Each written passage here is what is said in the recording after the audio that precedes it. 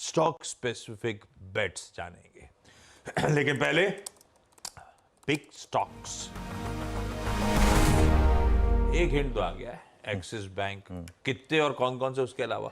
हाँ देखिए, axis bank से स्टार्ट कर लेते हैं। टोटल 3 ले रहा हूँ मैं बिग स्टॉक्स। एक्सिस बैंक मैं लेके रेड चल रहा हूँ एक्सिस बैंक को, लेकिन देखते हैं कि किस तरीके का रिएक्शन आता है यहाँ पर। सिटी बैंक की रिपोर्ट आई है, उन्होंने इसको डाउनग्रेड किया है और हालांकि टारगेट अभी भी उनका मार्केट रेट से हाई है 1320 का। एसेट क्वालिटी वीक है एक्सिस बैंक की, स्लिपेजेस 2%, रिकवरी अपग्रेड ये भी थोड़ा सा कमज़ोर है। क्रेडिट कॉस्ट वो बोल रहे हैं 1% बढ़ी, जबकि एस्टिमेट था कि 0.45% बढ़ेगी इसके लिए। और जो अर्निंग्स हैं बैंक की वो एस्टिमेट से कम है इसके लिए। और NIM फ्लैट है। एक अच्छी चीज़ थी, NIM नहीं गिरे क्वार्टर ऑन क्वार्टर, जो एक नॉर्मल ट्रेंड रहा है। तो इसके लिए तो रेड में लेके चल रहे हैं इसको, लेकिन ध्यान रखिएगा, मैं हमेशा एक चीज़ बोलता हूँ कि अगर नंबर्स के बाद बड़ा गैप डाउन हो तो उसमें फिर चेज़ ना करें, स्पेशली क्योंकि पोजीशनिंग ऑलरेडी स्टॉक की वीक साइड पर है इसके लिए। अब आइए RBL बैंक पर। कल शाम को यतिन ने एज ऑलवेज सबसे पहले ब्रेक किया इस न्यूज़ को कि यहाँ पर एक क्लीन आउट ट्रेड हो रहा है, और वो क्लीन आउट ट्रेड हो रहा है बेरिंग्स की तरफ से। जो मुझे सुनने में आ रहा है, इसके लिए मैं ग्रीन लेके चल रहा हूँ, तो मुझे सुनने में आ रहा है कि इवन दोनों ने 5% डिस्काउंट मेंशन किया है, डिमांड इतनी स्ट्रांग है कि वो ब्लॉक विंडो में निपटने के चांसेस हैं, क्योंकि ये स्टॉक 1 महीने में करेक्ट हो चुका है। थोड़ा मार्केट को एक हिंट था कि ये ब्लॉक आने वाला है।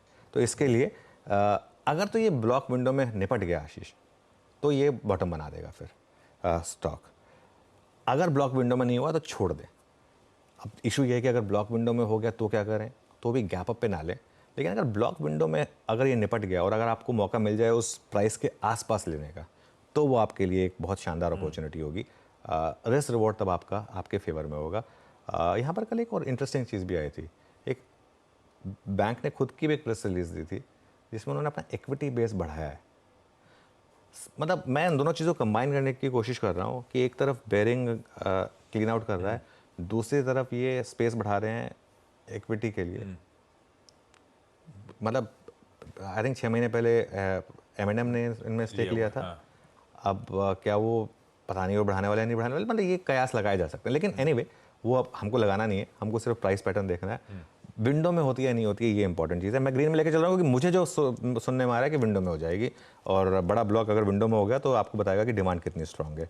और फाइनली एक स्टॉक जो एक ऑल टाइम फेवरेट रहा है, ओरेकल फाइनेंशियल सर्विसेज। अब नैस्डैक काफ़ी गिरा तो हो सकता है IT स्टॉक्स में उतना फ्लेवर ना हो, लेकिन नंबर्स बहुत शानदार हैं ओरेकल के।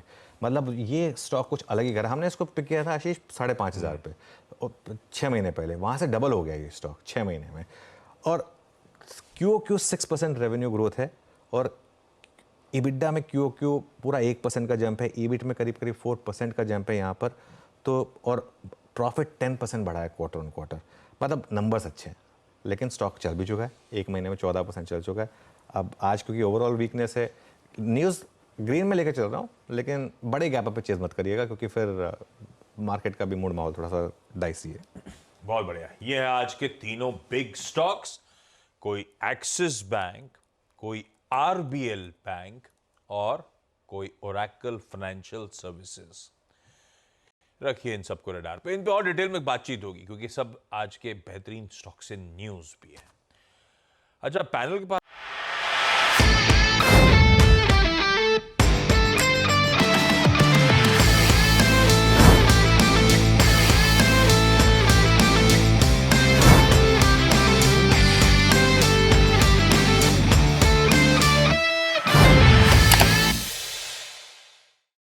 बता दें कि मनी कंट्रोल पर दिए गए विचार एक्सपर्ट्स के अपने निजी विचार होते हैं। वेबसाइट या मैनेजमेंट इसके लिए उत्तरदायी नहीं है। यूजर्स को मनी कंट्रोल की सलाह है कि कोई भी निवेश निर्णय लेने से पहले सर्टिफाइड एक्सपर्ट की सलाह लें।